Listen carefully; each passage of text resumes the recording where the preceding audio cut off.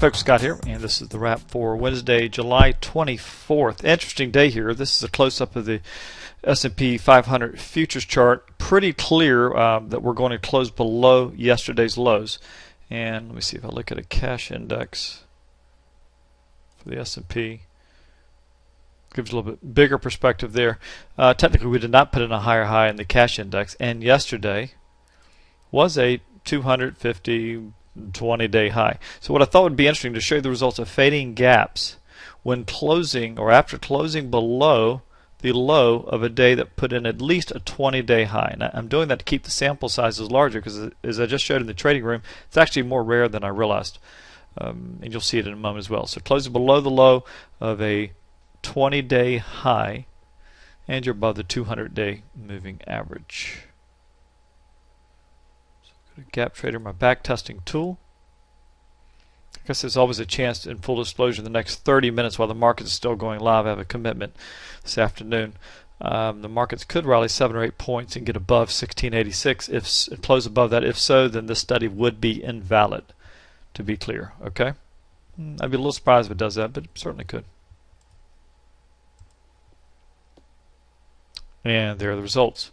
So it's only happened about 30 times in the past 11 years, which is a very small sample size. They're really not real reliable, especially when you start breaking it down by direction here. These sample sizes are too small.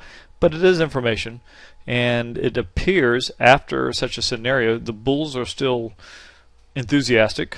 This is using an end-of-the-day stop.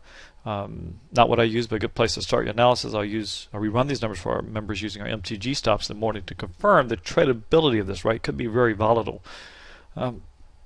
But at least we know that 11 or 13 times gaps down in this similar scenario historically have managed to fill the gap, which is good, and made some decent money. Versus the biggest loser was, what, about 9 points. So I guess the bulls sort of see this as a buying opportunity, is one way to think about it, where the bears, they see this as an opportunity as well. And 14 and 19 times have driven a gap up back down to the prior day's close. So both look attractive on the surface, but again, I'll have to rerun those numbers to confirm. But a little food for thought here, so maybe this is a little bit of a pause, at least in the morning, is what the data shows has happened historically in the past. Alright, let's show today's worksheet. We had pretty sizable gaps right near yesterday's. Whoops, let me take this down. See this on the ES. We're just inside of yesterday's highs and yesterday's open, which put it technically in what I call the DOC zone. Prior day was down, and we opened between the open and close, but barely. And let's see, that was just the ES. Some of the other markets actually opened above. Let me say confirm. Actually, all open, I think, just inside of yesterday's highs, or we'll just say right at them. And you can check out the worksheet, which is a summary of all 8 individual gap guides for the indices. Opening above the highs was actually attractive in terms of profitability, but not win rate. So I was considering, and I actually ran some numbers this morning for our folks showing that there were some really good scenarios for getting short if we opened above the highs, but we didn't, so I left it alone.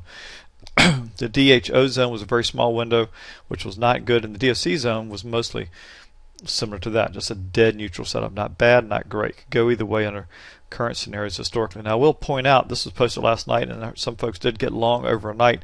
Actually did not get filled. I think it traded either right at my price or one tick from my price, trying to get long in the overnight session. Why? Because the numbers here. This is a really strong number. 56% of a monster database, 2,500 similar trades historically gapped up versus only 1,900 gapping down. And that may not sound like much. In raw numbers, only 56 versus 44. But the power of that data is that it's across 8 different indices. So futures and ETFs, even though they're highly correlated, it helps compensate for all the different nuances of any particular market or any of my systems. So this is really 8 markets and 3 systems. So think of it that way, 24 different scenarios averaged together.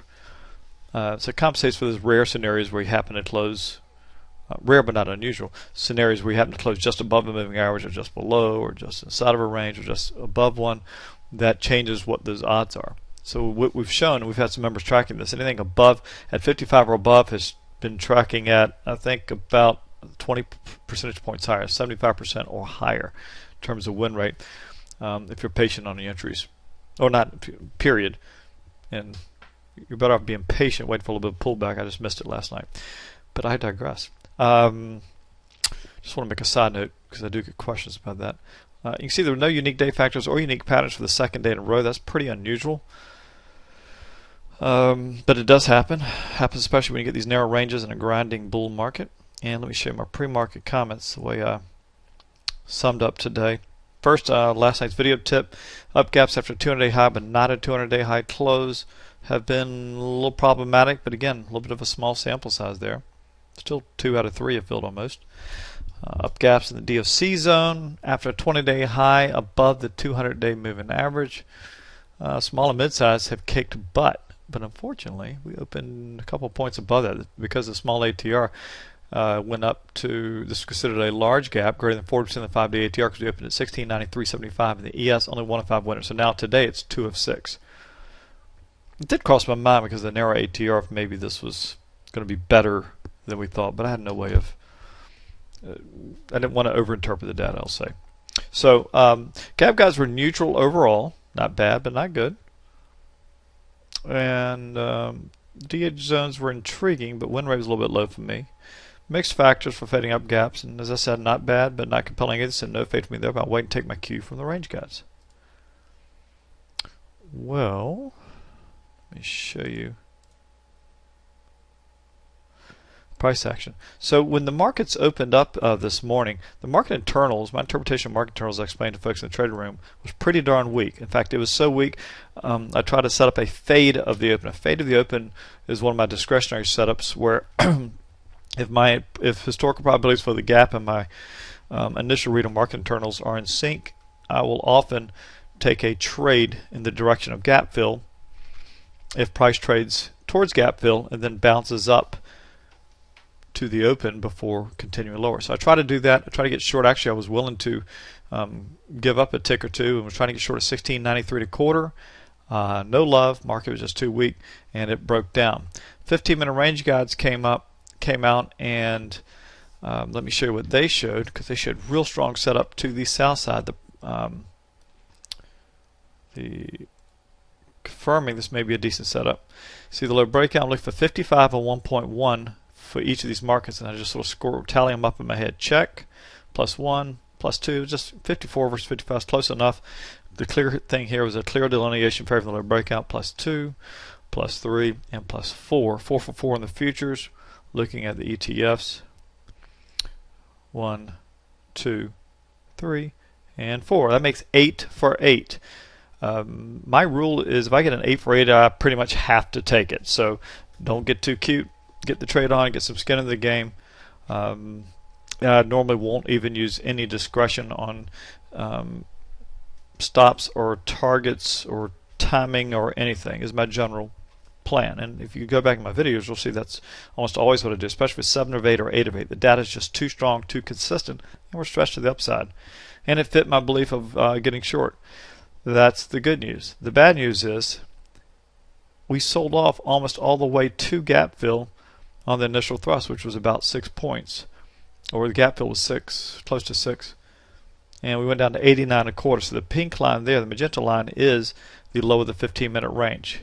So I decided to wait for a little bounce, and I actually got, it was not a great day for me. I had a late night. I'm not trying to make excuses, but just was a little bit less crisp, and it showed this morning in the trading room as I waffled back and forth because I knew I needed to be in the trade, was waiting for any kind of a bounce, and I just didn't get one. And I was even struggling with exactly where to get in on the bounce. It just wasn't a clean, you can't see it on this chart, but there was some confluence around this 90 to 92 area that I was trying to figure out where to get, and basically by the time I made up my mind, trade had already worked. What I didn't like about it that kept me from putting it on immediately was I was requiring the gap to not only fill but for it to trade through the lows. That was the problem.